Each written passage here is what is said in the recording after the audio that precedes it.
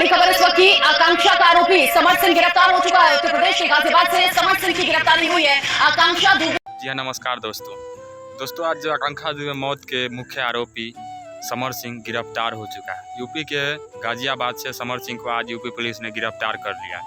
दोस्तों समर सिंह को वैसे तो आप आरोपी भी मान सकते हैं या हत्यारा भी मान सकते हैं।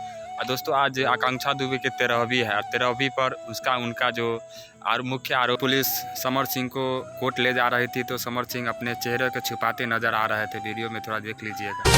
पुलिस के द्वारा गिरफ्तार, अब उन्हें ले जा रहा है कोर्ट भेजने के लिए। जी हाँ, अगर समर सिंह मुख्य आरोपी नहीं होते तो चेहरा छुपाने की कोई बात ही नहीं होती। और जिस दिन आकांक्षा दुबे की डेथ हुई उसी दिन से समर सिंह को पार होना नहीं चाहिए था, भागना नहीं चाहिए था, उसको रहना चाहिए था, फ़ोन स्विच ऑफ नहीं करना चाहिए था। इससे साफ साफ नज़र आता है कि समर सिंह ही मुख्य आरोपी है आकांक्षा दुबे के। फिलहाल समर सिंह से कोर्ट में पूछताछ की जाएगी। ये अभी तय नहीं हुआ है कि मुख्य हत्यारा समर सिंह ही है, सिर्फ आरोपी है।